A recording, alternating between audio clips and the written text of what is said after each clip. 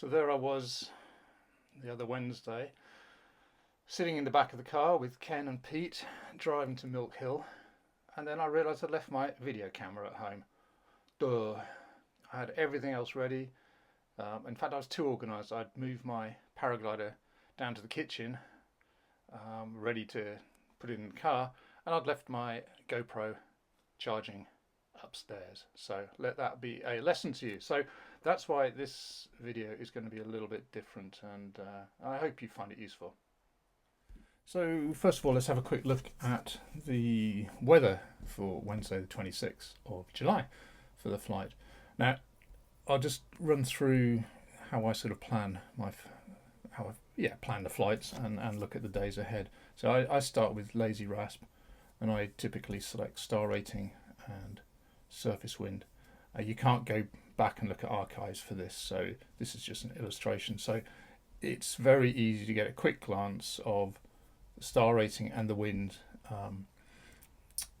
at midday and 2 p.m.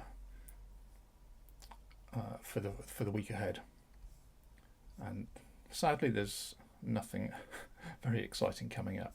So that's my quick run through. Then when I do find a good day, I look in more detail using xcpara.co.uk, and it's got a nice interface that works well on the mobile. Again, I can't go back and view the archives on here, but what I do like about this is also the XC Planner tool. So this is what I would typically do, or what I did do on the evening before of that flight. So I click to boundary level wind, and there's a different direction here obviously, but it doesn't really matter. I'd switch on airspace, switch on XC Planner, and I'd just say, let's just do it from here, and the rough direction is, let's just go here, doesn't really matter. And then I would think, right, it looks like I'm going to be leaving the hill at 12 o'clock, say. So by 1 o'clock I'm hoping to be, let's say, the first hour is probably going to be slower, so maybe let's put 25 kilometers there. So that's where I'd expect to be at 1 o'clock, and I check the stars at that point. So I click onto 2 o'clock, and the wind is actually going to take me a bit more north, and it's quite breezy. So I'm going to on this chart here. So I'm going to put up to sort of like 37k. I'll just check the stars for that location. Yeah, it's still looking good. Click an hour ahead, and again follow the arrows. So let's do 37.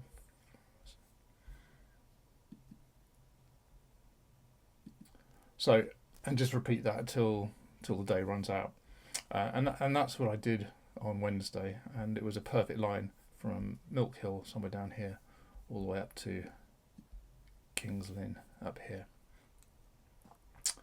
Right, having a look at the actual weather on the day. So the first thing I'll do is look at the star rating to see when it's starting to get good. So Milk Hill is somewhere down here, just in there. So nothing to write home about at 11 o'clock, but by 12 o'clock it's suddenly a 2-star, and 2 stars are, pretty decent in reality. That's 1 o'clock. Oops, let's just click. 1 o'clock, yeah, we'd hope to be away by then, and we'd hope to be in 3-star conditions. 2 o'clock, yeah, we'd be past Oxford then, hopefully, or close to Oxford. And yeah, 4 or 5-star. 3 o'clock, so you can see the warm front coming in, and it pushes ever onwards. This is for 5 o'clock, and 5 o'clock I was up near here. I would not say it was 3 or 4-star conditions at that time, that's for sure. Bear in mind that this is actually, the archive is actually from the night before, so it's not the early morning run or even the later morning run. So I think the forecast had updated a bit since this. But this is what enticed me out. Just going back to 11 o'clock, other things obviously I'll look at would be the boundary level average wind. Yeah, so 11 o'clock, we're starting from here, click through. 12 o'clock will be leaving the hill, so it's taking us towards Oxford. And it really doesn't change direction all the way to Kingsland. It's a perfect line. And that line, although you can't see it on here, avoids any nasty little ATZs, etc. So that's the wind and the star rating we've looked at. I'll look at cloud base. So 11 o'clock, it was pretty blue. Well, 12 o'clock, we got some sort of orange spots nearby, which is sort of 5,000 feet. Yeah, a bit more here. Slightly darker orange, 5,500 feet. I don't think it was quite as high as that in reality. 2, 3, 4. Yeah, it was probably about 6,000 feet at times. I never got quite as high as that. So yeah, we had this cold front pushing in behind. In reality, it came in faster, as I'll show you in various photos. But I think that is all I need to really talk about the weather forecast. So let's have a look at the flight itself with the pilots who flew the 10 longest distances that day. So this is a quick look at the hill. It's a tiny little hill. We're only 240 meters above sea level roughly, or 250. It's probably only 100 meters high. It's pretty shallow slope, so it needs a bit of a blow to get it going. So this is looking approximately north. You've got this ridge here with the white horse, and then you've got a bowl here which is often flown in a weaker southwesterly. As to what it looked like at the time, here is a photo Andrew Craig took at about 11ish as we're getting ready, and you can already see sort of high cloud around. That actually sort of dissipated and it became clearer, but it did tempt some people to leave the hill probably earlier than they should have done, because they sort of thought, uh-oh, here's the front coming in. So let's look at Tom to start with, and the time is 11:05. So 11:20, or certainly by 11:30, Tom and Mike Byfield are away.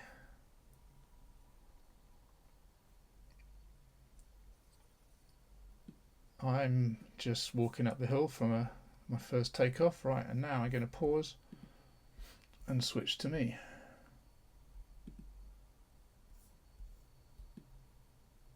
So they've got about a 20-minute head start on the rest of us.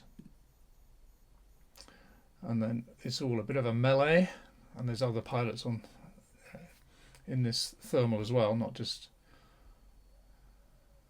us here. So yeah, we're climbing out to about 11:50 actually, I should think. And here's a little clip from Tom Janikowski showing us all climbing out. I'm a bit lower at the outset. There's me just coming into view. Mike and Tom have got quite a good head start, probably half an hour in fact.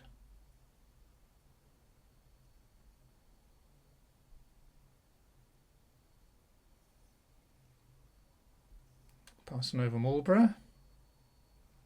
It's a quite nice sky, but the cumulus few and far between at this point.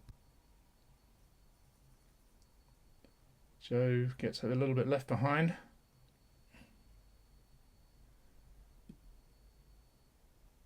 And we're all sticking together in a nice little gaggle.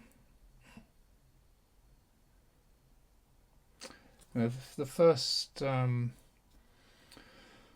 of 20k, 30k maybe, it was quite difficult over here. The day hasn't really got going yet.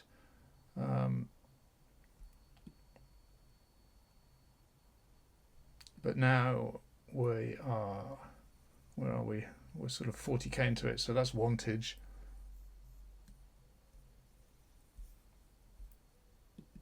And the time is about 1:15 there, and this is what the sky looked at the time. This is just to the west of Abingdon. So here we are. There's a picture of Kirsty, and the conditions at this point were absolutely beautiful. It was really lovely air mass, strong climbs. Yeah, it was perfect.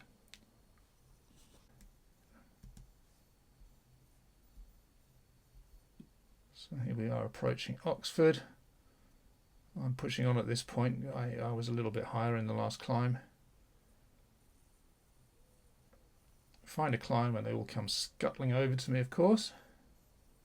Joe is almost with us again.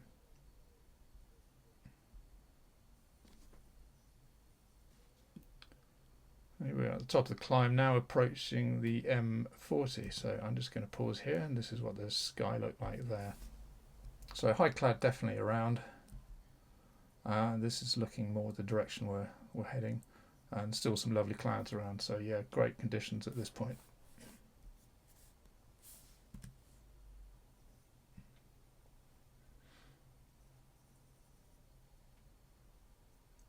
And we can see we're about sort of 80 kilometers in.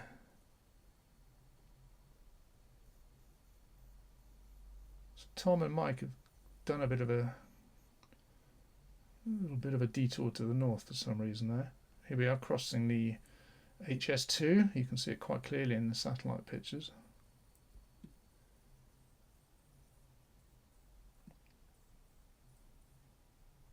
And here's another little clip from Tom as we approach Milton Keynes, which you can see ahead of us, ahead of Tom about now. That's Milton Keynes, dead ahead. Here we are, pretty good conditions approaching Milton Keynes. I get a little bit separated from the group somehow, not really sure. And I don't find the climb that the others find. They were a nice 3 meter per second climb, but you can see from my sort of angle of climb it's not as good. But I get joined by Steve and Joe, so I end up a few kilometres behind Andrew, Laurie, Kirsty and Tom at this point.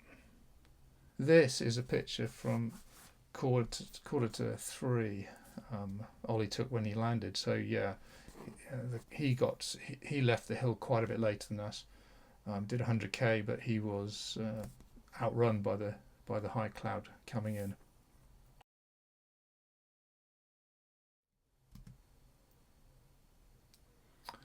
Right.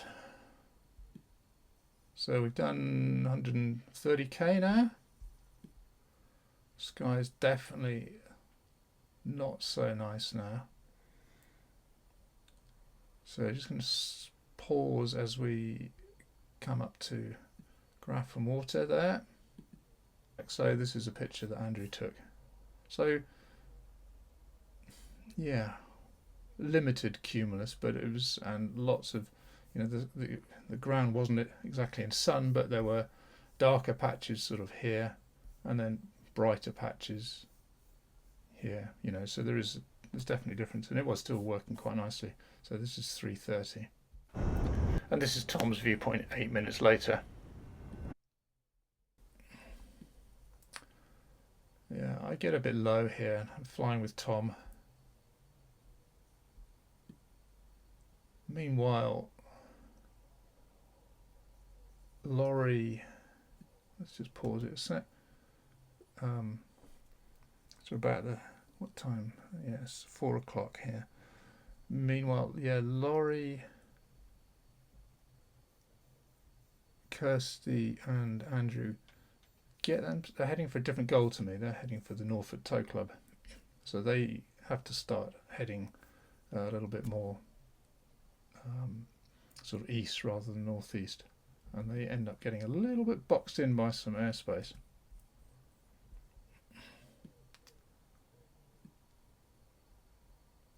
and this is what the sky looked like at the time. And you can see they're trying to get around this airspace there. Oops. And they've all landed. And this is what the sky looked like when they landed. So not the best. Now, I managed to get away from Tom here. I found a better climb just back there. Joe's landed, Mike's landed, Tom's landed. I get a climb just to the north of March, out of March, and I just go with it. Drift and drift and drift. Tom is landing as well. He gets caught by some airspace that he didn't actually need to avoid. So I'm just mincing along with this weak climb over Whiz Beach. Getting pretty close to goal now. It's definitely in my sights. It's 5:15, and this, I'll just pause here. This was my view at the time on my final glide. My goal field was here, so I had to do a tiny little bit of crosswinding just to get across there.